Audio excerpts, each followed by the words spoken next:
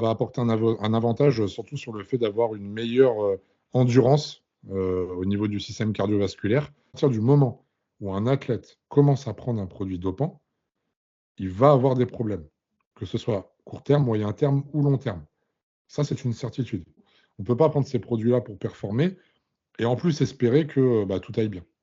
C'est pas possible. Le corps n'est pas fait pour subir ce genre de choses. L'hormone de croissance va venir développer cette tumeur beaucoup plus rapidement.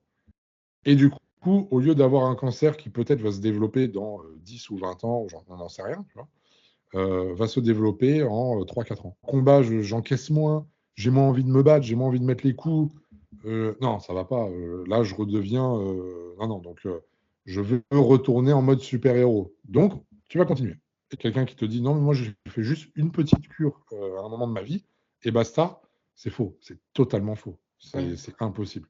J'ai vu des gens revendre leur maison alors qu'ils avaient des enfants et une femme pour se payer des cures, par exemple. Tu vois, les diurétiques, c'est. En fait, je dirais que tu vois, les produits que tu me cites là, depuis le début, enfin, quand on parle de stimulants et de diurétiques, enfin, les produits oraux comme ça qu'on va prendre, c'est les plus dangereux qui existent. Au niveau des résultats sportifs, ça n'a pas donné ce qu'ils espéraient. Bah, il y a cette prise de conscience de se dire, mais merde, qu'est-ce que j'ai fait, quoi. Bah, la limite, c'est déjà de ne pas commencer. Déjà. Et je sais de quoi je parle.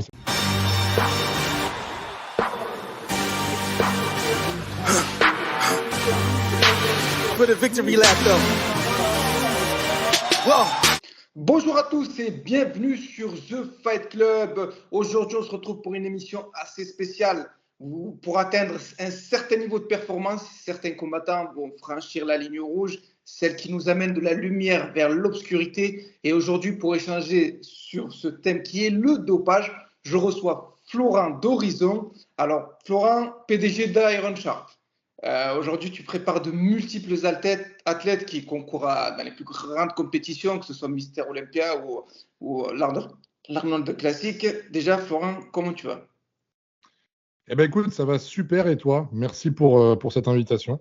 Avec grand plaisir. Aujourd'hui, quand on évoque un peu le dopage, c'est un sujet assez sensible où il y a pas mal d'informations. Aujourd'hui, j'ai fait appel un peu à un expert parce que toi, tu es dans le domaine du bodybuilding depuis de nombreuses années, puisque tu es déjà coach depuis plus d'une dizaine d'années. Tu as été aussi athlète. Donc, je pense que tu as un œil assez intéressant sur le sujet. Déjà, quand on évoque le dopage, concrètement, c'est quoi le dopage?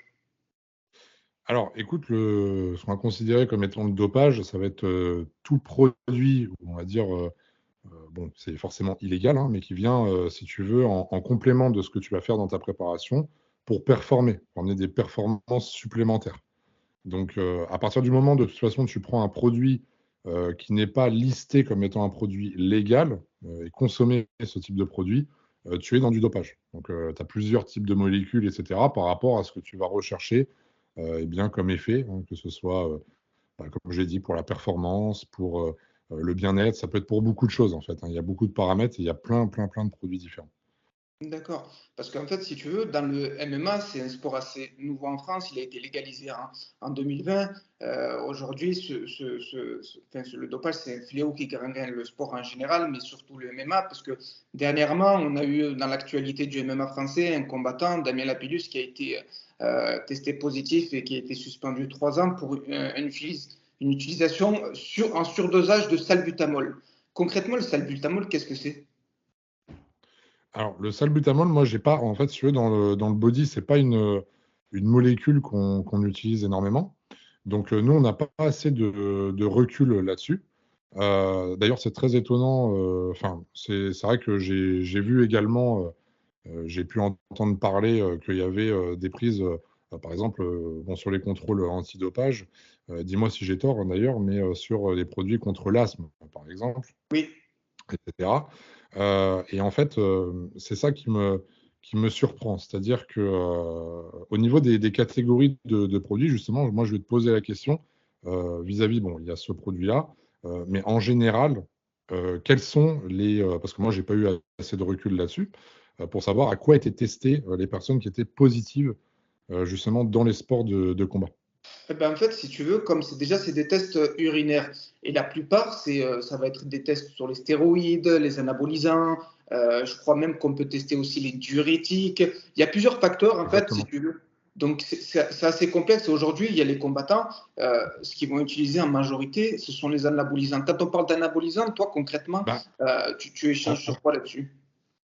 Alors en fait déjà bon le salbutamol tu vois c'était parce que j'ai parlé justement si tu veux juste des produits anti-asthme hein, donc le spray qu'on met dans la bouche. Donc il y a cette molécule dedans. Oui. Mais alors je sais pas de la manière dont il l'a pris, c'est ça en fait. Tu vois, c'est pour ça que je te Eh pose la ben, question. elle a été prise, comme tu viens de le dire. En fait, c'est le combattant lui-même, c'est un asthmatique qui a des recommandations D'accord, ok, par ses médecins. Donc, le dosage, il exactement. a explosé fois je ne sais pas combien. On ne connaît pas exactement la dose. Je crois que c'était 1400 unités ou quelque chose comme ça. Donc, concrètement, est-ce que ça apporte un réel avantage, un surdosage ou pas, tu penses? Bah écoute, ça va apporter un avantage surtout sur le fait d'avoir une meilleure endurance au niveau du système cardiovasculaire.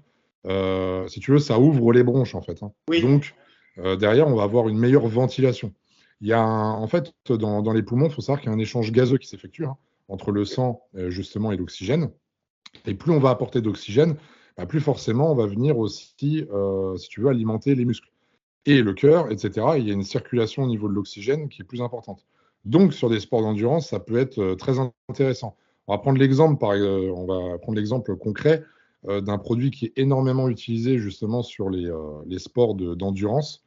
Je cite le vélo, par exemple. Ça peut être aussi du coup les sports de combat, etc. C'est l'EPO, oui. tu vois. L'EPO, c'est un produit qui, lui, va augmenter, si tu veux, ton nombre de globules rouges dans le sang. Et donc, si tu augmentes le nombre de globules rouges dans le sang, tu vas aussi améliorer le transport de l'oxygène. Voilà. Donc, en fait, je pense que là, l'effet recherché, concrètement, il a été le même. C'est-à-dire de vraiment augmenter, si tu veux, cet apport en oxygène, cette circulation, et puis voilà, avoir une meilleure endurance, un meilleur cardio, que ce soit pendant les combats, etc. Enfin, surtout d'ailleurs pendant les combats, quoi. Parce qu'on sait comment ça se passe. Moi-même, j'en ai fait aussi. Et donc, forcément, bah, faut tenir sur le long terme. En plus de ça, bon, bah, quelqu'un qui va avoir plus ou moins de masse musculaire, c'est hyper important parce que quelqu'un qui a plus de masse musculaire va avoir du mal à être endurant sur le ring ou dans l'octogone, du coup, pour la simple et bonne raison que le muscle a besoin d'être alimenté, que ce soit en eau, que ce soit en nutriments, mais surtout en oxygène. Et c'est pour ça justement qu'on parle aussi des bodybuilders, dire oui, mais les mecs, dès qu'ils font un effort, ils sont essoufflés. C'est pas que les gens n'ont pas de cardio. Et donc là, ça rejoint aussi ce processus parce que, en fait, c'est juste que le muscle va consommer beaucoup plus d'oxygène. Donc le rythme cardiaque va s'accélérer parce que le cœur, lui, va s'emballer pour chercher à distribuer cet oxygène. Et en fait, bah, c'est là où on devient de moins en moins endurant. Donc c'est vraiment ça le but, hein. Rechercher, là, ça va être l'endurance et puis le fait d'avoir une meilleure oxygénation. Et quand on parle d'endurance, est-ce qu'il y a d'autres produits? Par exemple, moi, je me suis, quand je t'ai envoyé un message pour essayer de faire la vidéo, je me suis intéressé pas mal au dopage, que ce soit au niveau de l'USADA, mais aussi de la FLD qui aujourd'hui contrôle tout ça en France. Est-ce que quand on utilise, par exemple, des stimulants, ça va nous aider à augmenter notre métabolisme, à surmonter la fatigue? C'est exactement ça. Alors, stimulant, moi, j'ai pu lire quelques articles justement. J'étais assez surpris où, en général, ça va être prise d'éphédrine. Je ne sais pas si tu as déjà entendu parler. Oui, Éphédrine. Ça peut être aussi bon, le clenbuterol. Lui, c'est surtout pour perdre de la masse graisseuse, etc. Mais ça peut aussi, il y a un côté stimulant. J'ai même vu des personnes qui étaient contrôlées positives à la cocaïne, hein, donc qui n'a rien à voir oui, avec ça fait partie de la les liste des dopants, stimulants. hein. Voilà, exactement. Et donc ça, ce sont des produits qui vont en général. Alors, il y a un effet sur le métabolisme, effectivement. Ton métabolisme va s'accélérer. Ta température corporelle a tendance à augmenter. Donc, en fait, tu viens brûler plus de calories. Et surtout, l'effet stimulant, justement, pour le cerveau. Nous, quand on utilise, d'ailleurs, même le clenbuterol pour perdre de la masse graisseuse, on te déconseille, par exemple, de le prendre avant d'aller te coucher, etc. Parce qu'il y a cet effet stimulant, justement, qui va t'exciter et t'empêcher de bien dormir, de bien te reposer. En fait, tu es euh, toujours aux aguets, tu vois. Tu as toujours comment t'expliquer? Parce que même moi, je suis passé par là, tu vois, pour être sincère, hein, tu vois, par rapport aux compétitions, etc. Et c'est des produits, en fait, qui te tiennent vraiment éveillé et qui te donnent, qui stimulent ton système nerveux. D'accord. Donc, tu vas toujours être sous tension, tu vas toujours avoir une espèce d'attention que tu n'as pas forcément naturellement. Et on sait comment ça se passe dans les sports de combat. Plus tu vas enchaîner, plus le combat va se dérouler, plus la fatigue va arriver et moins tu deviens lucide. Bien sûr. Et ce produit, en fait, ça te permet à la fois d'encaisser les coups et puis de ne pas en fait, flancher pour autant, mais en plus de ça, de rester dans cette concentration et dans cette stimulation nerveuse. Donc, je pense que c'est pris par rapport à ça. Alors, ça peut être pris par rapport à ça. Et comme je te l'ai dit, vu que ça augmente le métabolisme, ça peut être pris aussi par rapport aux limites de poids. Ben, c'est C'est-à-dire que ça t'aide exactement vraiment. ça. Voilà, ça peut t'aider également en fait à perdre du poids, perdre de la masse graisseuse, perdre de l'eau aussi. Donc forcément, ça va être utile pour deux points. Perdre de l'eau, justement, tu en as parlé tout à l'heure. Il y a eu aussi beaucoup de contrôles sur les diurétiques. Ça, les diurétiques, c'est. En fait, je dirais que tu vois, les produits que tu me cites là, depuis le début, enfin, quand on parle de stimulants et de diurétiques, enfin, les produits oraux comme ça qu'on va prendre, c'est les plus dangereux qui existent. Nous, par exemple, tu vois, dans le bodybuilding, c'est le genre de produit qu'on évite au maximum. On évite au maximum parce que c'est vraiment, vraiment très dangereux. Aujourd'hui, tu vois, de prendre un diurétique pour descendre son poids, ça peut causer la mort et le décès dans les heures qui suivent, si c'est pas bien géré. Un diurétique va accélérer ta fonction rénale. Tu vas te vider de l'eau et du sodium que tu as. Et il y a plusieurs types de diurétiques. Tu as le diurétique qui est épargneur de potassium. Donc le potassium va rester dans ton corps malgré ce diurétique. Et tu as des diurétiques qui n'épargnent pas le potassium. Et ceux-là, c'est les plus dangereux. Et notamment, il y a le nom d'une molécule, j'ai vu qu'il y a déjà eu des tests là-dessus, qui s'appelle le Lasix. Et ça, c'est un produit qui te vide le potassium. Donc imagine, tu perds l'eau, le sodium et le potassium. En gros, tu es déshydraté et ton cœur n'a plus les électrolytes nécessaires pour la fonction, pour en gros l'électricité, la décharge qu'il envoie pour la contraction musculaire. Et c'est comme ça qu'il y a des personnes qui décèdent. Par l'abus justement de ces diurétiques, alors certes, tu vas te vider de flotte, tu vas arriver au poids, mais je peux t'assurer que derrière, le danger, il est immense. Et surtout que si tu n'as pas une bonne gestion, que tu ne viens pas te complémenter en potassium parce que tu n'es pas au courant que ça vide le potassium et le sodium, etc., bah là, en fait, tu risques pour ton cœur et c'est la crise cardiaque assurée. Ben, c'est intéressant ce que tu évoques parce que là, tu nous donnes vraiment une analyse scientifique. Toi, tu as l'expérience d'être passé par là, donc tu as vu un peu les fléaux qu'apportaient notamment les diurétiques. Et aujourd'hui, c'est vraiment un problème, les diurétiques, parce que beaucoup de combattants, si tu veux, par exemple, je te donne l'exemple d'un combattant qui va vouloir combattre à 70 kilos et qui, en hors saison, est à 85-90 kilos. Il va lui rester 5-8 kilos. Il va faire appel à ce genre de méthode. Mais le problème, c'est que c'est pas effectué de manière contrôlée et qu'on n'a pas les connaissances plus approfondies sur le sujet, et notamment les effets indésirables. Tu l'as dit, on se vide complètement, on devient un légume et puis on peut faire une crise cardiaque, c'est intéressant. Tout à l'heure, tu as évoqué un sujet, c'était le fait de dominer la douleur. Et quand je parle de dominer la douleur, je pense automatiquement aux corticostéroïdes. Est-ce que tu pourrais nous donner un petit peu des informations sur le sujet? Parce que moi, j'ai vu que ça nous permettait de dominer la douleur, ça nous permettait d'améliorer l'endurance musculaire également. Est-ce que tu pourrais nous évoquer un peu ce système-là? Bien sûr, les corticoïdes, en fait, ils sont utilisés principalement quand on parle de combat, quand on parle aussi de prise de force, parce qu'il y a un entraînement des fois en parallèle sur la musculation. En fait, c'est un produit qui va empêcher, c'est un anti-inflammatoire, si tu veux, qui va empêcher toute forme de douleur. Donc, c'est-à-dire que tu peux t'entraîner lourd, euh, tu peux te prendre des coups, etc. Tu ne sentiras quasiment pas la douleur. Et ça, alors, c'est à double tranchant. Parce que sur le moment, tu vas peut-être effectivement ne pas sentir la douleur, tu vas peut-être sentir que tout va bien, mais une fois en plus de ça que tu vas arrêter le traitement, c'est là où toutes les douleurs vont remonter. Tu vois. Et non seulement les douleurs vont remonter, mais surtout, tu sais, le corps humain est une machine fabuleuse parce qu'on a des signaux, on a des alertes que le corps nous envoie. Si par exemple tu t'entraînes et que tu sens une petite douleur, c'est qu'il y a une raison, c'est que ton corps il t'envoie un signal pour dire attention, là c'est en train de me faire mal, il se passe quelque chose de pas normal.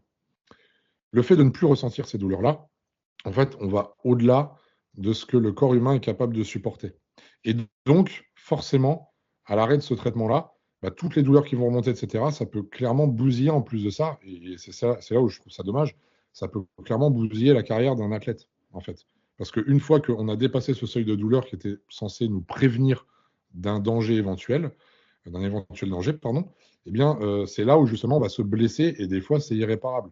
Ça peut être des déchirures, ça peut être de tout et n'importe quoi. Alors voilà, je prends conscience que c'est pour pouvoir encaisser les coups, mais par contre, ça peut être vraiment, vraiment nocif sur le long terme, et surtout, eh bien, faut savoir dire stop à certains moments et je pense que la limite, tu vois, elle est là, c'est d'aller toujours plus loin dans le fait à la fois de mettre des coups, mais surtout de savoir les encaisser et de garder la lucidité et d'être au poids. Enfin, tu vois, il y a beaucoup de choses cumulées en fait, hein. Les stéroïdes, quant à eux, les anabolisants, ont aussi un effet anti-inflammatoire, il faut le savoir. C'est d'ailleurs pour ça que quand on va en pharmacie, on dit qu'on prend des anti-inflammatoires non stéroïdiens. Parce Oui, qu'il y a aussi les anti-inflammatoires stéroïdiens. Donc là, la prise d'hormones, par exemple des dérivés de la testostérone ou de la testostérone en elle-même, eh bien, ça vous permet à la fois d'augmenter la masse musculaire, d'accord? Ça va augmenter aussi, ça dépend des gens, mais ça peut également augmenter leur agressivité, oui, leur concentration. Tu vois, tu rentres dans un mood où forcément tu amènes de la testostérone à un homme. Nous, naturellement, on a de la testostérone depuis qu'on est adolescent. Enfin, ça commence par ici, les taux commencent à augmenter. Eh bien, si on apporte des quantités plus importantes, il y a beaucoup de choses qui se passent, c'est-à-dire la confiance en soi, le fait de se sentir encore plus homme, entre guillemets, le fait de pouvoir porter des charges plus lourdes, par exemple, si on va s'entraîner, le fait de pouvoir frapper plus fort, le fait de, tu vois, on est capable, excusez-moi, on est capable, en fait, au niveau de l'entraînement, de pousser beaucoup plus loin que quelqu'un qui a un niveau de testostérone, on va dire, entre guillemets, normal. Et d'ailleurs, chez certains combattants, je pense que ça doit être le cas, tu me confirmeras ou pas, avec l'abus de testostérone, justement, il y a un des effets secondaires qui s'appelle le steroid rage. Et ça, c'est vraiment, en fait, le côté je deviens agressif parce que ton corps ne sait pas gérer une quantité qui est multipliée par 2, par 3, des fois même par 15 de testostérone. Ton cerveau ne sait pas gérer, en fait, cette chose-là. Le taux n'est pas normal.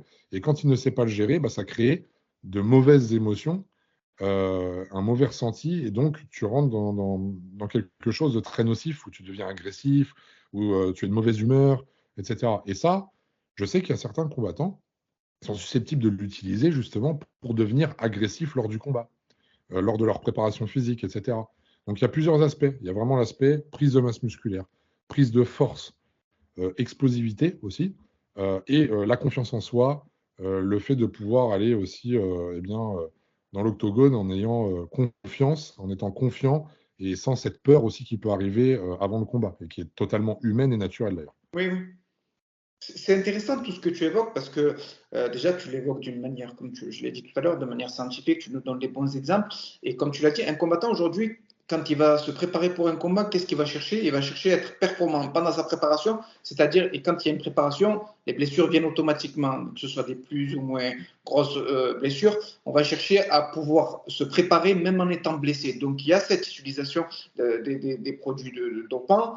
Quand on va préparer le combat, on va essayer de perdre du poids. Donc, tu l'as évoqué tout à l'heure, la dangerosité des diurétiques. Et aujourd'hui, le problème qui se pose dans le MMA, c'est que plus on avance, surtout en France, plus on avance dans la légalisation, plus il y a d'organisations, plus il y a de combattants, et plus ça est en train de se, entre guillemets, de se banaliser. Il y a une utilisation qui n'est pas proportionnelle au nombre de combattants qu'on a en France. Aujourd'hui, moi j'ai regardé tout à l'heure sur les chiffres de la FLD de l'année 2021, le MMA est le sport où il y a le plus de pourcentage de personnes positives sur le nombre de personnes testées. Donc c'est assez impressionnant, je crois que le chiffre c'était 9% en comparaison de d'autres sports qui étaient le rugby où c'était plutôt que 3%. Et moi, il y a une hormone, enfin, un produit dopant, c'est l'hormone de croissance. L'hormone de croissance, on en entend beaucoup parler. Quand quelqu'un utilise l'hormone de croissance, c'est dans quel but? Alors, le but recherché pour l'hormone de croissance, principalement, ça va être d'augmenter, si tu veux, le nombre de tissus musculaires. D'accord? Donc, il faut savoir que il y a deux choses. C'est que quand tu prends des stéroïdes anabolisants, ça va venir surtout augmenter le volume musculaire. Donc, ta cellule, si tu veux, qui prend plus de taille. OK? L'hormone de croissance, la particularité de celle-ci, c'est qu'elle va venir augmenter le nombre de fibres, chose qui est très compliquée naturellement à avoir.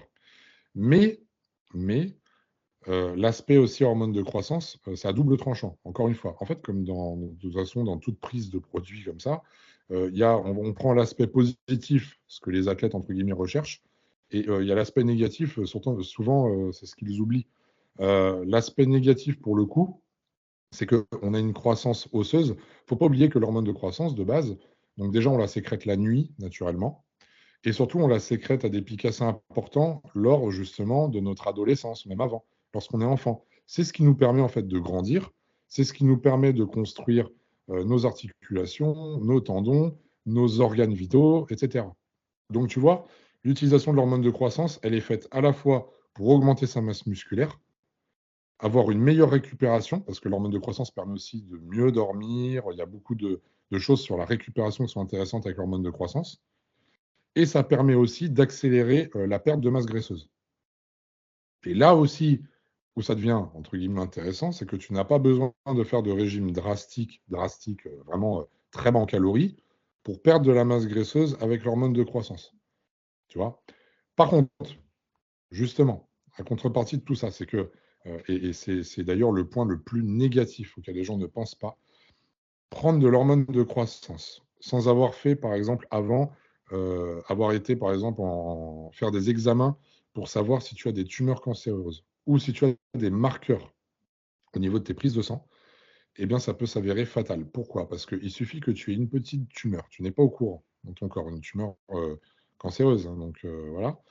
L'hormone de croissance va venir développer cette tumeur beaucoup plus rapidement. Et du coup, au lieu d'avoir un cancer qui peut-être va se développer dans 10 ou 20 ans, on n'en sait rien, tu vois, va se développer en 3-4 ans, à peine. Tu vois. Donc, en fait, tu viens de clairement te tirer une balle dans le pied. Et il faut savoir une chose, c'est que ce soit dans n'importe quel sport, à partir du moment où c'est fait un petit peu en souterrain, comme tu l'as dit, hein, eh bien, les gens ne prennent pas le soin de prendre tout cela en considération, justement, de faire déjà les tests avant. Et même si tu fais des tests, même si tu fais des prises de sang pour savoir si tu as des marqueurs, etc., ça ne veut pas dire que tu n'as pas du tout de tumeur dans ton corps. Tu ne le sais pas.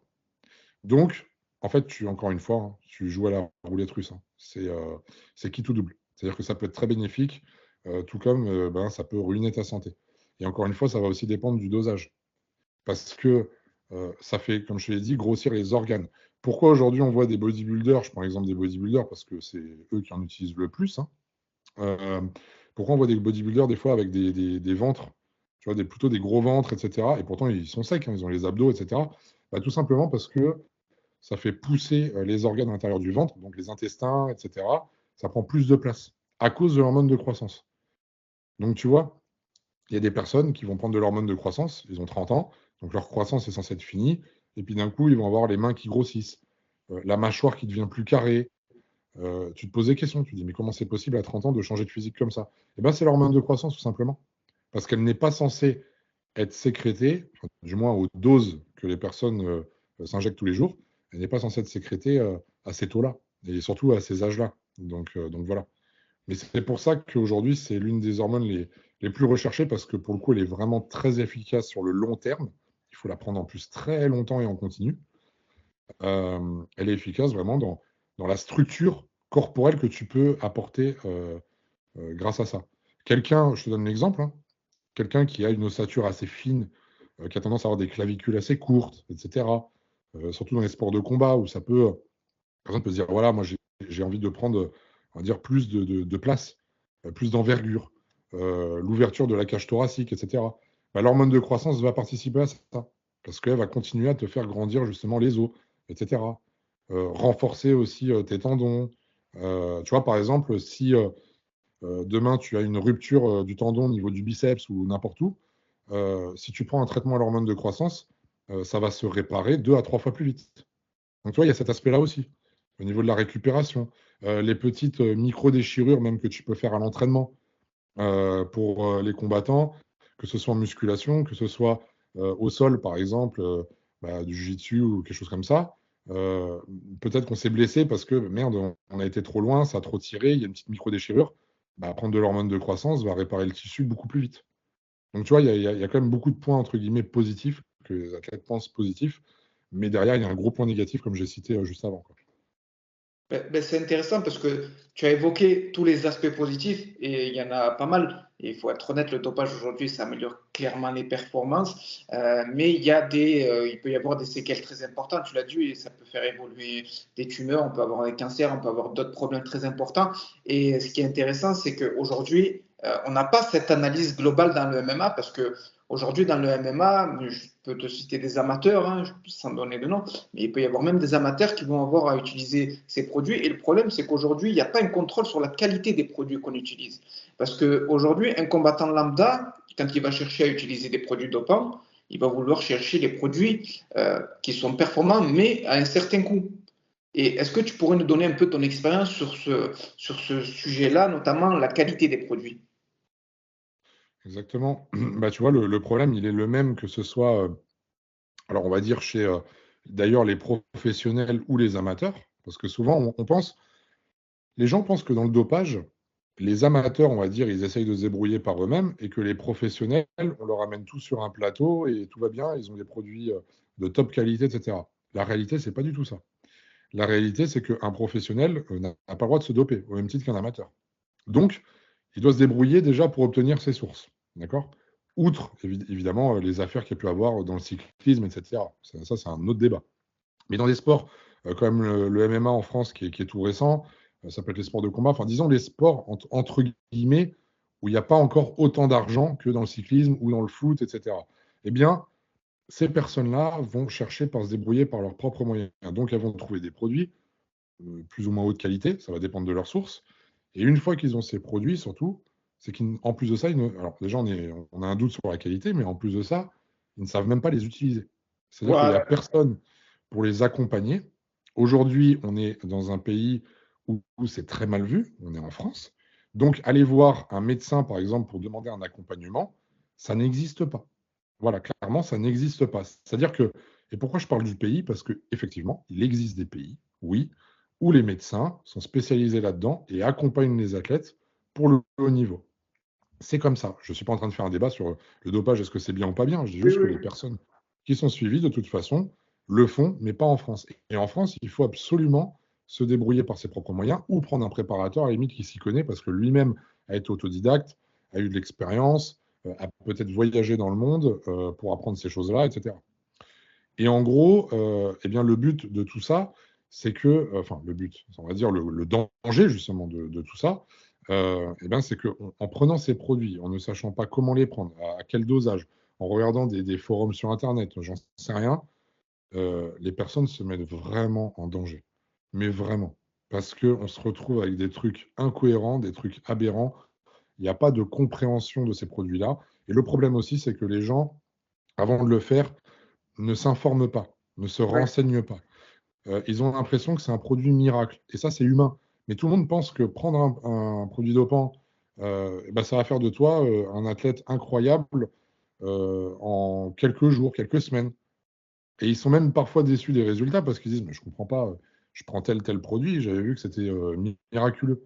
Mais non, mais parce qu'en fait, il faut comprendre le fonctionnement de la molécule, il faut comprendre avec quoi l'associer, il faut comprendre comment contrer les effets secondaires, il faut comprendre comment s'alimenter, il faut comprendre comment dormir. Tu vois, il y a toute une synergie en fait. La pyramide, la base, ça reste l'entraînement, ta diététique, ton repos, et quel que soit le sport d'ailleurs, hein. Et ensuite, les gens qui veulent performer à haut niveau, dans le haut de la pyramide, on rajoute ces produits-là. Mais si tu n'as pas un bon accompagnement, tu peux vraiment aller à la catastrophe. Et c'est pour ça que je pense, et je veux pas être mauvaise langue, et je le souhaite vraiment pas, mais que dans les années à venir, parce qu'aujourd'hui, le dopage est très facile d'accès, hein, tu vois, sur Internet, enfin, tu vois, dans les années à venir, je pense qu'il y aura quand même des problèmes vis-à-vis de ça. Des personnes qui prendront trop de diurétiques et qui nous feront un malaise ou voire même une crise cardiaque. Tu vois, je pense que ça va arriver de toute façon. Si ça n'est pas déjà arrivé, même dans d'autres pays, ou je ne sais pas, mais en tout cas, ça va arriver. C'est des choses qui arrivent parce qu'il y a vraiment une mauvaise gestion. Clairement, une mauvaise gestion. Et pour moi, si je peux me permettre, cette espèce de tabou qu'il y a sur les produits, c'est se voiler la face, en fait. Parce que aujourd'hui, tu prends n'importe quel sport à haut niveau, tous les athlètes sont dopés. quel que soit le sport, en fait. Il n'y a pas de. Et, tu vois, les gens disent oh non, ben, le foot, non, et ça, non, et ça, non. Non, tous les sports sont touchés par le dopage. Maintenant, la question qu'il faudrait réellement se poser, c'est que essayer de l'interdire totalement, bah, c'est finalement laisser des athlètes de côté faire n'importe quoi dans leur coin parce qu'ils s'en cachent. Et puis finalement, peut-être l'accepter, ça serait de se dire bon, bah, ça veut dire qu'on accompagne certains athlètes. Tu vois, mais la notion, elle est super compliquée en fait à aborder, hein, parce que tu te dis, bah ouais, mais si on autorise, ça veut dire qu'on autorise quelque chose qui n'est pas naturel pour apporter plus de performance. Et mais en même temps, c'est un petit peu se voiler la face, parce que si les gens aujourd'hui viennent voir un combat de MMA, ils payent leur billet pour qu'il y ait du spectacle aussi. On ne va Bien pas se voiler sûr. la face. Et oui, ça reste du spectacle. Et donc le spectacle n'est apporté aussi que par effectivement un entraînement incroyable, des performances incroyables. Mais pour que tout cela arrive, il y a certaines personnes, des fois, qui passent par la case produit dopant. Tu vois. Ça rejoint exactement pour moi le monde du culturisme. Des personnes qui vont payer leur place pour Mister Olympia, c'est parce qu'ils veulent voir des gros physiques. Ils ne vont Ouais. pas y aller si on est naturel avec un petit physique. Il n'y a rien de spectaculaire. Et tout est comme ça, en fait. C'est une espèce d'hypocrisie, en fait, là-dedans. Donc, quelle est la solution? Ça, c'est pas moi de l'apporter, mais en tout cas, ce qui est sûr, c'est que pour les personnes qui choisissent de prendre ce chemin, si elles ne sont pas bien accompagnées, ça peut vite tourner à la catastrophe. Et même pour les personnes qui sont accompagnées, de toute façon, il n'y a rien d'anodin. À partir du moment où un athlète commence à prendre un produit dopant, il va avoir des problèmes, que ce soit court terme, moyen terme ou long terme. Ça, c'est une certitude. Moi, je suis passé par cette phase-là, je l'ai fait aussi pour mes compétitions, et je sais pertinemment à ce moment-là que j'ai mis ma santé en danger. Et peut-être que je le paierai dans 20 ou 30 ans. Je ne peux pas avoir de regrets vis-à-vis de ça, ça a été mes choix, mais par contre, j'en suis conscient. Et il faut prendre conscience de ces choses-là. On ne peut pas, si tu veux, aujourd'hui, prendre un produit qui est quand même médicamenteux, hein, c'est médical avant tout. On ne peut pas prendre ces produits-là pour performer et en plus espérer que bah, tout aille bien. C'est pas possible. Le corps n'est pas fait pour subir ce genre de choses. Tu vois, tout à l'heure, on parlait de la testostérone. Au-delà de ça, dans les effets secondaires, même parce que j'en ai pas parlé là, des effets secondaires de la testo, mais bon, au-delà du fait d'être enragé et tout ce que tu veux, tu peux avoir des gros problèmes de libido, tu peux devenir fertile, euh, tu peux en fait avoir des soucis sur le très très long terme, tu vois. Et puis en plus, je dis fertile, non, c'est infertilité, mais bon. Voilà. C'est-à-dire que voilà, tu ne peux plus avoir d'enfant, tu peux complètement griller ton axe hypophysaire, donc qui se situe dans le cerveau. Et c'est un axe en fait où ça produit naturellement ta testostérone. Par quel processus? Il y a deux processus, donc la FSH et la LH. Si tu veux, c'est ce qui vient stimuler ta production en fait hormonale de testostérone naturelle. Et ça, en fait, la prise de produit vient complètement couper, si tu veux, cette production-là. Donc, vu que ça vient tout couper et mettre à zéro, tu ne produis plus de testo naturellement. Donc, quand tu arrêtes ces protocoles-là, tu as deux options qui s'offrent à toi. Soit ça se relance naturellement, et ça peut prendre beaucoup de temps. C'est-à-dire que ça peut prendre 6 mois, 1 an, 2 ans, c'est propre à chacun. Et pendant cette période, c'est dépression assurée, c'est la totale. Dépression assurée, tu n'as plus d'énergie, tu te sens mou, tu n'as plus aucune libido, c'est une catastrophe. En fait, tu as la même testostérone qu'une fillette de 12 ans. Soit, deuxième processus, il te faut des médicaments et un suivi pour aider à relancer ta production naturelle. Et là, ça passe par un traitement que les femmes enceintes prennent justement pour pouvoir avoir un enfant. Donc, par exemple, à base d'HCG, de clomide, etc. Donc, pour stimuler, si tu veux, cette production. Et là, tu vas apporter, comme effet secondaire, un taux d'œstrogène qui va monter. Donc, c'est l'hormone féminine. Et donc, tu peux te retrouver avec, du coup, trop d'œstrogène. Trop d'œstrogène, ça veut dire quoi? Prise de masse graisseuse. Ça veut dire également un petit peu de paranoïa. Ça peut être un comportement dépressif. De la prise de graisse localisée, ventre, hanches, fesses. Exactement, en fait, les mêmes symptômes que les femmes. Et le pire, gynécomastie, tu vois. Donc, tu as Oui, voilà. clairement des seins de Voilà. femmes qui poussent. Mais vraiment. Donc, en fait, tout ça cumulé, tu vois, encore une fois, et tu vois, pour la testostérone, ce que je t'ai dit, c'est que c'est à partir du moment où tu mets déjà un pied dedans, je dirais même un petit doigt. Tu vois, c'est même pas te dire, bon, bah, c'est les mecs qui abusent. Non, non, non. C'est dès que tu commences. Parce qu'il faut Ouais. savoir que quand tu apportes de la testo de façon exogène, hein, donc extérieure avec une injection, euh, au bout de 4 à 6 semaines, c'est à peu près 6 semaines, ouais, ton organisme, enfin ton corps, vu que tu en emmènes trop, il dit, oula, là, là, là, il y en a trop. Lui, il cherche toujours à réguler, en fait. Hein. Faut que la testostérone dans ton corps, comme n'importe quelle hormone du corps, faut qu'il y en ait un minimum et un maximum. Donc, il essaye ton corps de toujours réguler. Mais s'il voit que le taux, il éclate, qu'est-ce qu'il va faire, lui? Le taux, il éclate, il faut redescendre tout de suite. Donc, c'est pour ça qu'il coupe complètement sa propre production, pour que le taux redescende à des niveaux corrects. Le problème, c'est que quand tu coupes la production à zéro, mais que le niveau redevient correct parce que tu emmènes par l'extérieur, bah, le jour où toi, du coup, tu décides d'arrêter d'emmener par l'extérieur, ça va descendre. Et le corps, le temps qu'ils comprennent ça et qu'ils se disent, attends, oula, il n'y a plus rien là. Bon, bah, faut que je relance la machine. Et le temps qu'ils relancent cette machine qui pourtant a fonctionné depuis des dizaines d'années auparavant, tu l'as arrêté d'un coup, bah, tu te doutes bien qu'à relancer, ça va prendre du temps, tout simplement. Et c'est Donc, tu bien vois, il y parce que a quand tu évoques toute cette analyse, c'est intéressant parce que tu as évoqué l'avant, après le dopage, le fait qu'on doit suivre une certaine relance. Est-ce que c'est facile d'arrêter le dopage? Est-ce qu'il n'y a pas une certaine dépendance qui s'installe au fur et à mesure de cette utilisation? complètement, complètement, on va pas se voiler la face. Alors, de base, il y a le produit en lui-même, que ce soit les stéroïdes ou les produits qui sont pris, il n'y a pas de dépendance, on va dire, tu ne peux pas être accro à ça comme tu peux être accro à de la drogue ou de la cocaïne ou j'en sais rien, tu vois. Tu n'as pas les mêmes effets, d'accord? Ce n'est pas psychotrope, donc tu n'as pas d'addiction par rapport à ça. Mais tu as une addiction, on va dire, indirecte par rapport aux résultats que ça peut t'apporter.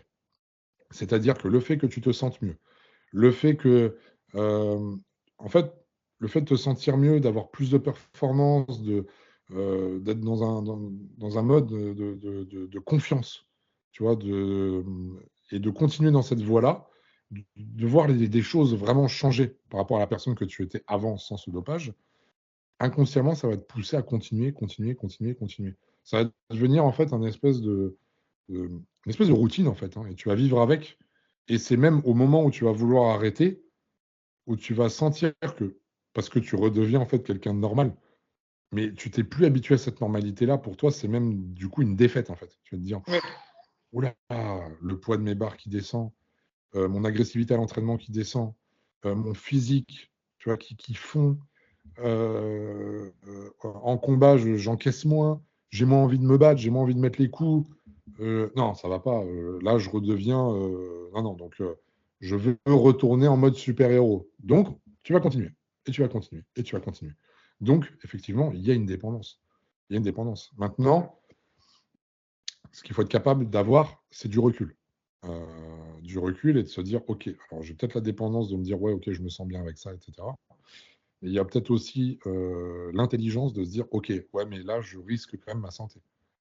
Donc, qu'est-ce que je fais? Bah, prends les bonnes décisions, tu vois. On en parlait tout à l'heure, moi j'ai fait 30 compétitions bodybuilding. Il y a un moment là où j'ai su dire, c'est bon. Enfin, tu vois, c'est bon, j'ai une autre vie, j'ai un enfant, voilà. Donc, il faut apprendre à prendre du recul. Et ce qui est très marrant, c'est que quand tu prends du recul, et la plupart des personnes qui sont passées par cette case-là te le diront, ils se sentent même beaucoup mieux une fois qu'ils arrêtent. Oui. Parce qu'ils arrivent, en fait, encore plus qu'avant, je dirais, eh bien, à redonner, à écouter leur corps et à redonner de l'importance à ce qu'ils ressentent. Parce qu'ils ont eu besoin de passer par cette étape-là pour retrouver une vie à la fois normale, mais sans être dans la dépression et en acceptant qu'on n'a pas besoin de s'injecter tel ou tel produit pour être performant ou du moins pour se sentir bien. Mais ça, c'est un travail à faire sur soi. C'est intéressant que tu évoques ça parce que, comme tu as dit, il y a certaines personnes qui, quand elles arrêtent bien comme il faut, se sentent mieux. Et moi, je pense automatiquement à quelqu'un que tu connais, que je connais également, qui nous a mis en relation. Bon, on ne va pas citer le nom forcément, mais c'est vrai que chez certaines personnes, il y a cette satisfaction d'avoir arrêté quand on voit les résultats obtenus derrière. Et aujourd'hui, de par ton expérience, quelles conséquences physiques et mentales tu as pu voir de par l'utilisation de produits dopants? L'expérience que j'ai pu en avoir, c'est que forcément, bah, Je t'ai dit, tout l'aspect confiance, etc. Bon, moi, j'avais pas besoin de ça, en fait. Tu vois, quand j'ai fait mes prépas, enfin, j'ai jamais pris ça pour ça. Moi, j'ai une vie tellement compliquée et pleine d'embûches que la confiance, si tu veux, elle s'est construite avec les épreuves. Donc, il n'y a pas eu besoin de ça. Et je pense que d'ailleurs, il y a beaucoup de personnes qui en prennent qui n'ont pas forcément besoin de ça. Du moins, surtout même dans les sports de combat, etc. Oui. Il faut quand même être confiant, tu vois, pour aller dans un octogone et tout. Donc, je pense que la confiance, ils l'ont déjà. Donc, c'est pas vraiment ça. Bon, ça peut rajouter un petit plus, mais c'est surtout, ouais, la construction, le fait d'avoir des résultats. Mais si tu veux, même moi, dans ce que j'ai pu faire, j'ai toujours été quelqu'un de raisonné, de raisonnable dans ma pratique. C'est-à-dire que me mettre en danger, c'est une chose. Avoir des résultats, c'est une chose. Mais je l'ai fait au minimum de ce que je pouvais faire, tu vois. J'ai jamais cherché à pousser la machine dans l'extrême. Et la seule fois où j'ai essayé de le faire, parce que j'ai été pris dans un engrenage, je l'ai Oui. vécu. Le fait de commencer, de voir que je progresse, puis toutes mes compétitions, si tu veux, j'ai quasiment tout gagné, tu vois. Donc j'ai progressé. Puis je me suis dit à un moment, ça y est, là je suis à 130 kilos, faut que je passe pardon, la barre des 130, que j'aille jusqu'à 140. Je suis en poids lourd, je veux remporter une carte pro, je veux faire ci, je veux faire ça. Et là, j'ai commencé, là, c'est là où mon cerveau il a commencé à vriller. Tu vois, je suis parti dans une déviance totale où j'ai commencé à augmenter les dosages, à faire ci, à faire ça, machin. Et ça y est, j'étais parti. Bah, ça a duré 3 semaines. Ça a duré 3 semaines parce que tout simplement, Dieu m'a rappelé à l'ordre, mettant un petit coup sur les doigts, et je me suis en fait arraché le biceps à l'entraînement, clairement. Et là, ça m'a fait réfléchir en fait, tu vois. Parce que moi, je suis quelqu'un où maintenant, j'écoute beaucoup les signes comme ça. Et je me suis dit, oula, oula, oula, c'est quand même bizarre, hein. Tu commences à Alors, je m'étais jamais blessé en plus, hein. Je commence à partir dans l'extrême, tout ça. D'un coup, paf, il t'arrive un problème qui va te retenir pendant au grand minimum 4 mois en off. Donc, qu'est-ce que tu vas faire? Tu vas reprendre après tes conneries? Bah, peut-être pas, non. Je vais peut-être réfléchir, tu vois. Et puis, il y a eu ça, plus après l'arrivée de mon enfant, etc. Donc, tu vois, tout ça, des choses, des événements en emmènent d'autres qui font que, justement, bah, tu as tendance à te raisonner. Et tant mieux, d'ailleurs, il faut le faire. Le problème, c'est que dans ce milieu-là, dans le milieu du dopage, que ce soit d'ailleurs un athlète qui soit en combat ou ce que tu veux, ce raisonnement-là, ils l'ont des fois trop tardivement, tu vois. Ils vont l'avoir vers 40-50 ans. Même c'est déjà un petit peu tard. Tu vois. Et c'est même déjà trop tard, je dirais, à partir du moment où tu mets le pied dedans, en fait. C'est déjà trop tard. Quelqu'un qui te dit non, mais moi je fais juste une petite cure à un moment de ma vie, et basta, c'est faux. C'est totalement faux. Oui. C'est impossible. Il y a des personnes, tu vois, même après avec l'impact, avec le nombre de prépas, etc. Et d'ailleurs, la personne qu'on connaît en commun, et moi c'est pareil, on est maintenant sous un protocole qui s'appelle la TRT, tu vois. La Oui. TRT, c'est en fait d'apporter de la testostérone justement en extérieur, à peu près tous les 15 jours, 3 semaines, une très petite dose, mais pour maintenir un taux, voilà, le Oui. minimum syndical, parce qu'on a fait tellement de prépa et compagnie que le corps mettrait beaucoup trop de temps à se relancer naturellement. Et du coup, bah, on aurait cette phase de dépression, etc., que j'ai pu évoquer tout à l'heure, mais ça durerait trop longtemps. 6 mois, un an, ça serait le minimum, il faudra peut-être même 2 ans. Mais sauf qu'aujourd'hui, moi, ma vie, c'est plus la même. Je suis entrepreneur, Oui. j'ai mes sociétés. Je ne peux pas me permettre pendant 2 ans d'être un légume. Et puis, c'est Oui. 2 ans que tu perds de ta vie. Donc, maintenant, bah, j'ai pas le choix, il faut que je fasse ça. Bah, tu vois, l'un dans l'autre, c'est pas normal. Tu vois. Oui. Alors, moi, je le vis très bien, il n'y a pas de problème. Mais humainement parlant, de base, c'est pas normal. Je devrais pas avoir à faire ça. Mais c'est parce que j'ai fait des choix à l'époque. Je les regrette pas, mais je les conseille pas non plus. Tu vois.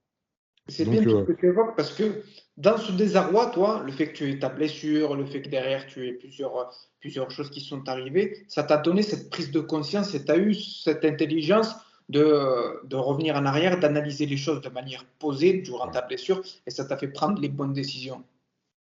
ça m'a fait prendre les bonnes décisions et ça m'a surtout évité de prendre aussi les mauvaises décisions. Tu vois,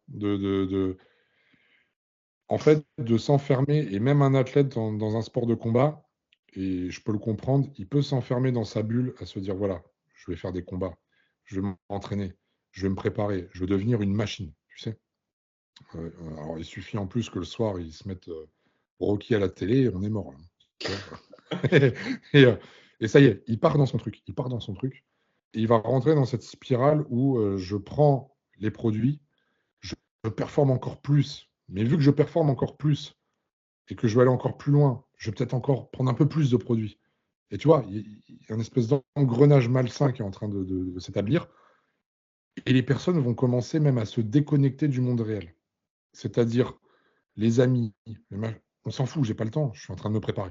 La famille, j'ai pas le temps. Toi, t'es pas d'accord avec moi, toi, je t'emmerde. Et toi, tu vois, tu vois, je caricature, mais c'est pas une caricature, hein.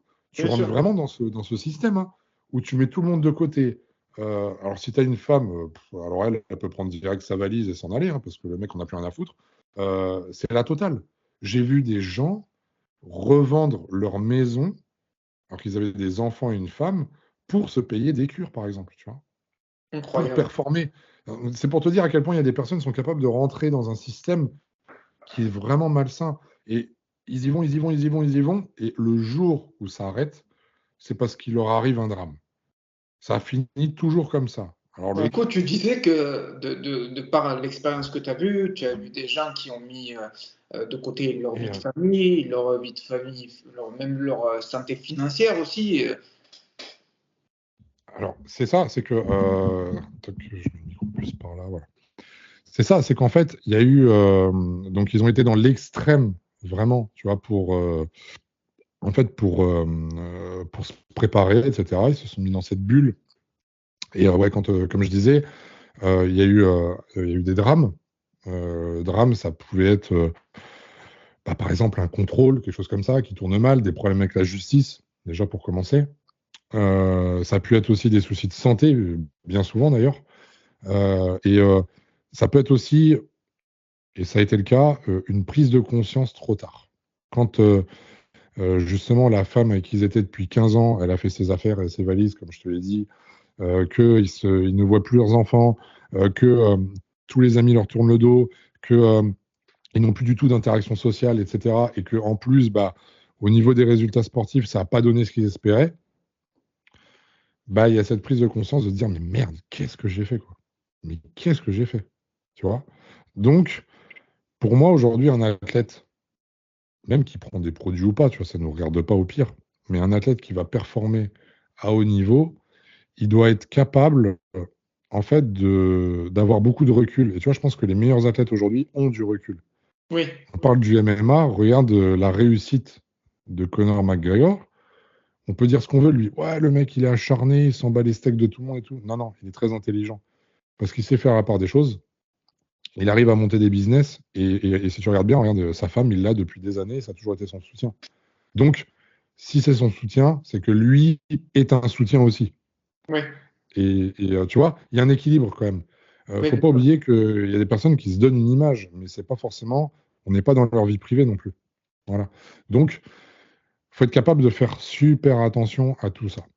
Et vraiment, en fait, voilà, de rentrer dans le dopage. Et puis, de toute façon, j'allais dire, il y a plusieurs façons de l'aborder, mais en fait, non, parce qu'il n'y a qu'une seule finalité, c'est que tu vas, par cette prise de produit, rentrer dans un cadre, dans une spirale qui va te renfermer et tu auras beaucoup de mal à en sortir.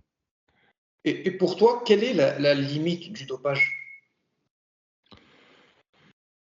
Bah, la limite, c'est déjà de ne pas commencer. Déjà. Et je sais de quoi je parle. C'est pour ça, en fait, tu vois, que je me permets de le dire. Parce Bien que sûr. quelqu'un qui ne l'a pas vécu ou quelqu'un qui a, on va dire, qui est dedans à pleine balle, il va pas être légitime pour moi pour dire ça, tu vois. Oui, oui, oui. Moi, avec l'histoire que je viens de te raconter, le fait que j'ai commencé, j'ai voulu aller à plus haut point, puis je me suis calmé. Je suis légitime aussi pour dire aujourd'hui, le meilleur moyen, c'est effectivement d'éviter ça. Maintenant, si c'est vraiment le cas, et si on veut parler de limites, bah, j'aimerais dire que les limites, elles peuvent être autres que ça, dans le sens où faut vraiment, vraiment, vraiment, vraiment ne pas se mettre en danger bêtement. Ce n'est pas parce que tu vas prendre tel ou tel produit que tu vas vraiment beaucoup plus performer. Oui, Et si tu veux, le ratio entre performance et danger, il n'est pas valable. C'est-à-dire que tu vas plus te mettre en danger et mettre en danger même ta situation et ta vie, globalement, hein, par rapport même à ta vie professionnelle et tout ce que tu veux. Il n'y a même pas que l'aspect santé pur et dur. Euh, pour au final gagner peut-être 5% de performance en plus, tu vois, Incroyable. 10%. Parce que ce que disent les gens, ça par contre, c'est faux. Si tu prends des produits, tu peux avoir tes performances sont multipliées par 2, tu entends des trucs. C'est pas vrai du tout. C'est pas un produit magique. On peut pas aujourd'hui multiplier ces performances comme ça. C'est impossible. Impossible. En tout cas, c'est top parce que tout ce que tu nous as évoqué, moi déjà, il me fallait quelqu'un de l'intérieur, quelqu'un qui avait cette expertise, quelqu'un qui était passé par là, qui avait vu ce que pouvait faire le dopage, ce que ça pouvait apporter de manière positive, mais aussi les conséquences qui arrivaient derrière. Moi, Florent, je te remercie énormément. Tu es quelqu'un que j'apprécie particulièrement parce que moi, je te suis depuis l'époque où tu faisais les vlogs avec Théo Le Guerrier, quand vous êtes allé Ah à oui, ça date. Olympia, avec Julien Suel, tout ça. Et franchement, j'ai jamais arrêté. Là, ce que tu nous proposes, les conseils, tu es un peu quelqu'un qui est avant-gardiste déjà sur le dopage. Et moi, que ce soit ta marque Iron Shark, déjà, je mettrai les liens de ton site internet, ton Instagram. Et si les gens C'est gentil. veulent s'abonner à toi, échanger avec toi, parce que tu prépares aussi les personnes lambda. En tout cas, moi, je te remercie énormément et je te souhaite vraiment le meilleur. Bah, merci, c'est avec grand plaisir. Un grand merci en tout cas pour ton accueil. C'est toujours avec plaisir. Et puis bah voilà, moi j'essaye comme tu as dit, j'essaye si tu veux d'être pédagogue dans ce que je fais, d'apporter une valeur ajoutée. Et puis à la fois, bah, comme tu as pu le voir hein, depuis ces nombreuses années, je suis toujours cash avec les gens Ouais, ouais, parce que pour moi, tu vois, il n'y a pas d'animosité à partir du moment où justement on veut motiver les gens, etc. Bah, ça fait pas de mal des fois d'avoir quelqu'un qui est cash, qui est ferme, mais sans méchanceté, tu vois. Et c'est comme ça que chaque personne devrait, je pense, fonctionner. Ça se passerait mieux, tu vois, de se dire les choses, mais d'avoir derrière, par contre, beaucoup de sympathie et beaucoup d'envie sur le partage des connaissances. Et voilà. Et puis ça fait du bien parce que c'est important aujourd'hui aussi de communiquer et puis de bien le faire et de montrer aussi une belle image. Et c'est pas parce que moi, je suis passé par cette case-là bah, que ça fait de moi une mauvaise personne ou un bien mauvais sûr. conseiller. Ou, au contraire, je peux parler de ce que j'ai fait, de ce que j'ai pu faire. Et puis, si ça peut éviter certains soucis ou certains problèmes, ou peut-être faire prendre conscience à des gens qui étaient prêts à franchir le cap, de se dire, ah, ouais, peut-être, tu vois, peut-être, on ne sait jamais. Mais en tout cas, voilà. Merci à toi, Florent.